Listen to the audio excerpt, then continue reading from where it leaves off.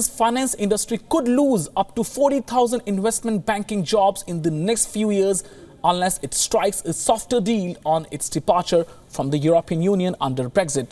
Now, according to a new report by consultancy firm WION, this can happen. This will be a big loss for UK's financial industry. Now, banks are currently planning for a worst-case scenario in which they lose access to the European single market once Britain leaves the bloc in 2019. As they say, they do not have time to wait to see how Britain's talks with Brussels unfold. Citigroup, Bank of America and Morgan Stanley, as well as Britain's Barclays, have all indicated in the last month they are finalizing plans to set up subsidiaries within the European Union. These initial moves could see around 12,000 to 17,000 banking jobs move out of London, but with a number of issues, including around clearing, still to be hammered out. That number could more than double to 40,000. The consultancy estimated the largest global banks in London have so far indicated about 9,600 jobs could go to the continent in the next 2 years.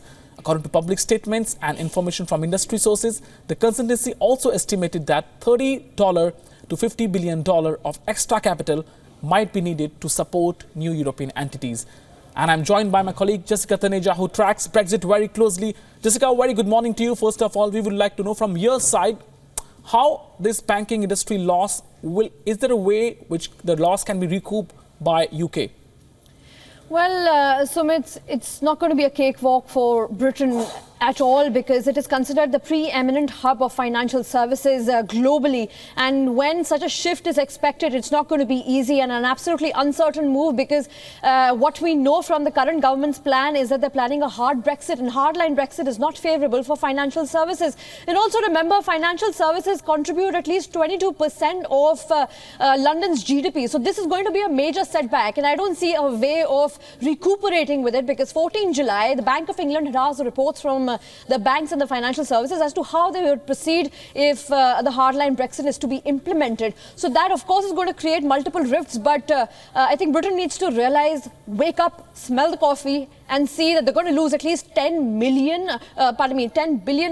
pounds to lost taxes. So what is exactly they're planning to do? Even Finance Minister Philip Hammond does not have a clarity on that, and Bank of England still remains uncertain as to what they are planning to do and how will they control it. So as many as 80,000 jobs alone survive in the capital of United Kingdom, which is London. The financial services and insurers and bank jobs are so high. So what do you expect the government of Britain to do instead of giving more uncertainty, planning a hardline Brexit which will restrict free movement of trade and passport control? So this will not be easy for Britain in any way, Sumit. For the benefit of our viewers, Jessica, just get us up to date with what is happening, what the latest happening in Brexit. Where have the negotiations reached so far?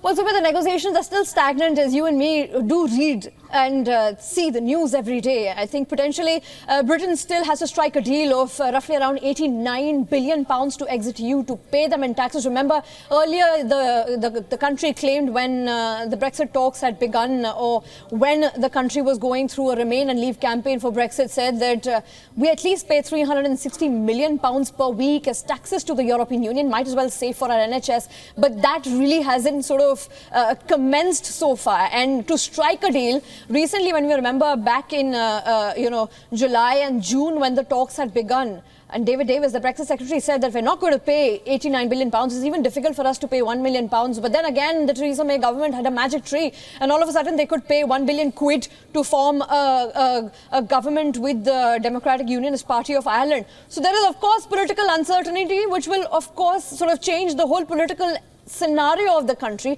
and it's not at all in a stable position to sort of manage a fair deal, is what they say.